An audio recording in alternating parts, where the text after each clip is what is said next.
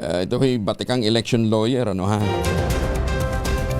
Tanong ko sana sa kanya kung pwede pa bang tumakbo si Miao dyan po sa Cavite, pero sinagot na pala ito ng COMELEC. Sabi ng COMELEC, kahit siya na-expel sa Kongreso, in-expel lang siya bilang membro, pero walang bar para siya tumakbong muli. Tama yun, Attorney Romy Mac, ano? Pwede pa rin tumakbo si Miao kahit na-expel siya. Wala pa naman siyang disqualification to hold public office. Tsaka wala namang... Expulsion pa lang, yung expulsion hindi kasama yung disqualification to hold public office. So walang legal impediment para siya ay ang tawag dito para makatakbong muli. Ayan, okay.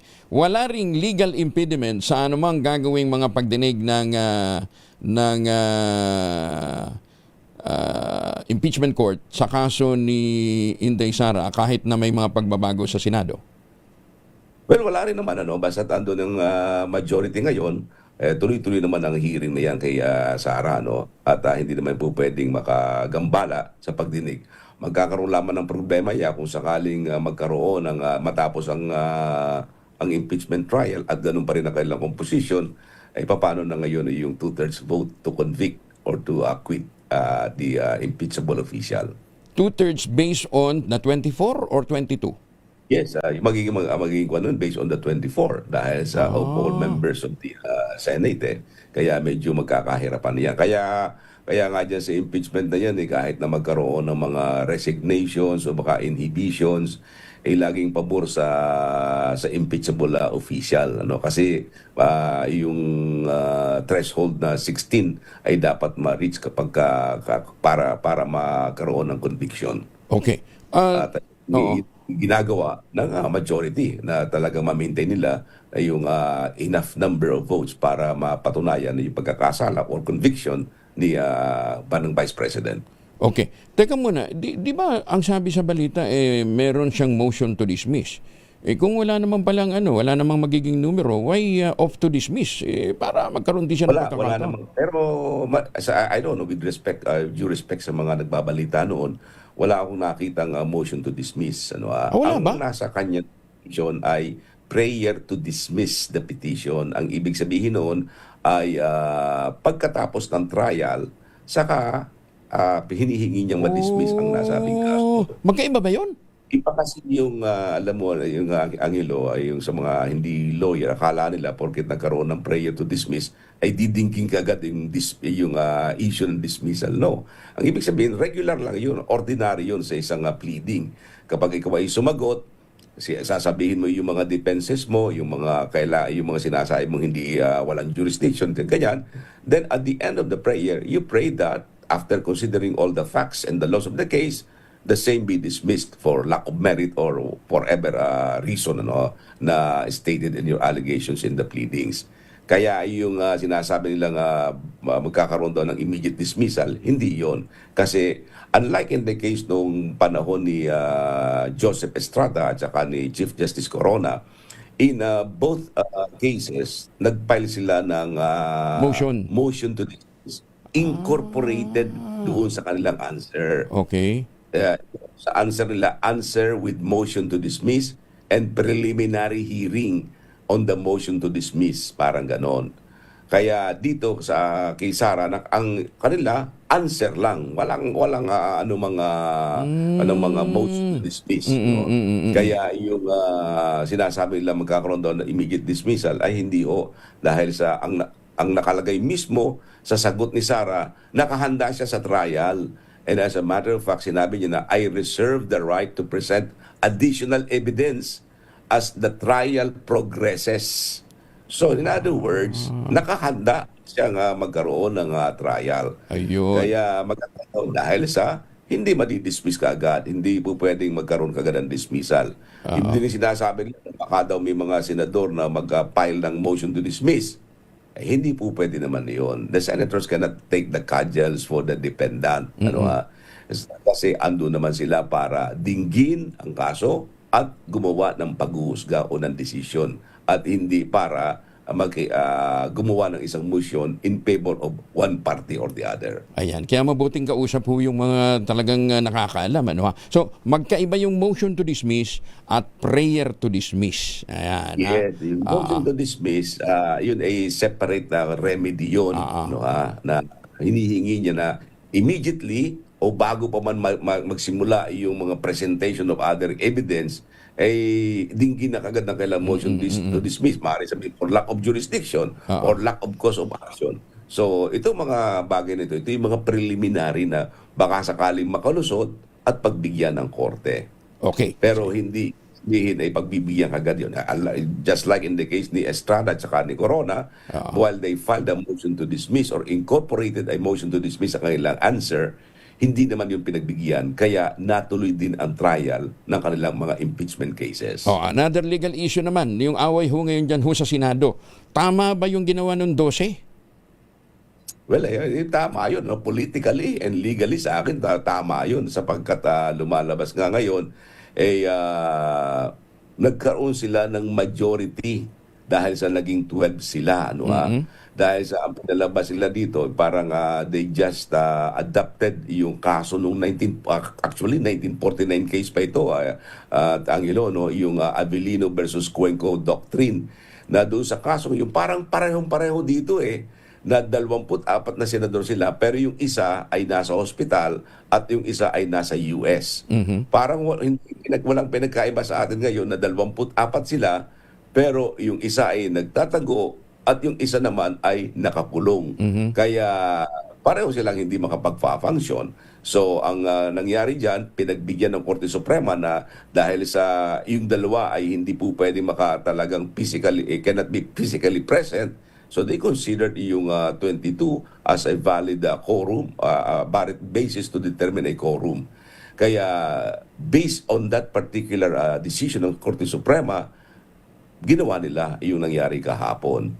Because sinasabi nga natin that the decision of the Supreme Court forms part of the law of the land. Ang ibig sabihin, anumang desisyon ng ating Korte Suprema, yan ay bahagi ng ating legal system at maaaring yan ay gamiting basihan sa anumang ginagawa ng isang organization. Kaya until and unless that the doctrine is revised or mabago, ay yan pa rin naman nanatili. Pero siyempre naman, hindi naman natin maiiwasan na I'm sure bilang isang abogado, yan si Senator Cayetano, ay magkakain din siya ng kaukulang petisyon maaari sa Korte Suprema on a co-warranto petition. Maaari niyang i-question ang nasabing nangyari, i-question yung nakaupong acting Senate President on a co-warranto petition. Although ina-acknowledge din naman ng kasalukuyang liderato na ang inelect lang nila ay pro tempore. Yes, Senate pro tempore. Kasi yung Senate President ay kinakailangang iboto ng 13. 12 lang sila. 13. Masalimuot pero talaga. sa akin, kung ginamit na rin nila yung Avellino versus Cuenco Doctrine, kung sinasabi nga sila ay majority, sa akin palagay, pwede na rin silang mag-elect ng isang Senate President. Kasi dahil sa ginawa nila ngayon, Cayetano can still claim na siya pa rin ang Senate President. And as a matter of fact, he is still claiming that he is the Senate President. Kung the entire positions were declared vacant, ay di pwede sila mag-elect for the entire position. Kasi bakit pa sila mag-i-elect ng isang Senate President pro tempore pagkatapos gagawin lang acting president lang, Pero in my opinion, ito naman ay opinion ko lamang. Pero kung ako ano doon, halimbawa, I would insist na mag-elect tayo ng hindi lamang acting president kundi ng isang Senate President. And until and unless that decision of the body is disallowed by the Supreme Court, ay siya pa rin mananatiling isang Senate President. Dami sakit ng ulo ng Supreme Court nito ngayon pagka Kaya nagkata. Supreme Court dito. Kaya, kasi sila ang final arbiter dyan Sila ang final arbiter, Kaya sila naman ang bahala. Sila, sabi nga siguro, magtrabaho naman kayo, sumama kayo dun sa nangyayari sa amin, Kaya, yan hanggat hindi nababago ng Korte Suprema na sabi decision, it still stands. Kasi that is a political undertaking.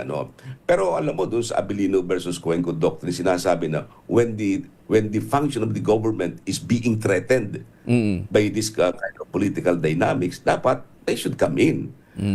Actually, yung nangyari yung sa Abilino versus Cuenco, nung una nga dinismiss nila yun for lack of jurisdiction. Pero on a motion for reconsideration, na pag-isip-isip ng Korte Suprema noon, teka muna, ay delikado naman taong bayan kung pababayaan natin. The functioning of the government is under threat. Kaya ang ginawa ng Korte Suprema, they took jurisdiction and they ruled on the issue. Pero Kaya, hindi po pwedeng moto proprio sila mag-rule on that. Kinakailangan magpetisyon. Mag-co-warrant kailangan petition. Oo. Kailangan merong actual petition. And until na ito i-overturn nila o baguhin nila, ay mananatiling acting Senate President si Sherwin Gatchalian. Pero napakaganda nito, sapagkat ako'y naniniwala na, alam mo yung ginawang yan ng minority, na ngayon ay majority, yan ay tinatawag kong lagi na in desperate times, call for desperate measures. Yung may tinatawag tayo sa history na mga doctrine of necessity. Na kung kinakailangan gumalaw, let us set aside all technicalities. It may be not legal, pero it is practical under the circumstances na dapat na umaksyon sila. Hindi naman pwedeng habang buhay na lamang na ganoon, di ba? Na parang hostage tayo ng majority. The tyranny of the majority should not prevail over the interest of the people. Kailangan kung ano ang kararapat-dapat sa taong bayan, ayun ang dapat nilang gawin. Katunayan, palagay ko marami sa ating taong bayan ang natutuwa na umaksyon ng mga ito. Sino ba ang ating papaboran? Siyempre, kung sino ang nagtatrabaho, doon tayo matutuwa. Ay kung ayaw magtrabaho ng Cayetano Group, paano na matutuwa ang tao sa kanila? At ano ang kanilang katatakot para sila ay humarap sa Senado, di ba? Ayan, okay. Pero sana nga po itong impasse na ito, itong break ng impasse na ito, maging daan for truth. Di ba? Kasi sinasabi nila, ayaw umattend ng grupo ni Cayetano para matuloy yung hearing ng Blue Ribbon Committee mamaya.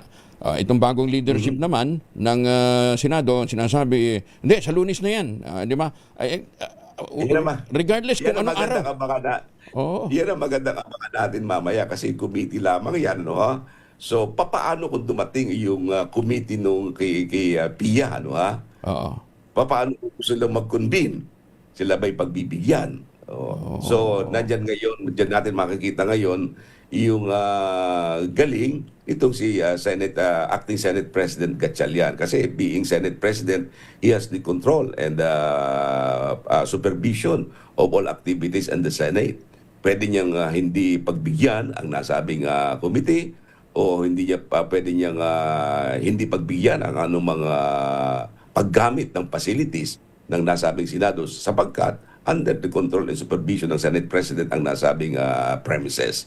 Yan, napakagandang abangan natin kung darating yung committee ni Pia Cayetano o hindi. Hindi, pupunta daw si Senator Alan. Sabi niya, bago mag-alas 12, nandiyan ako.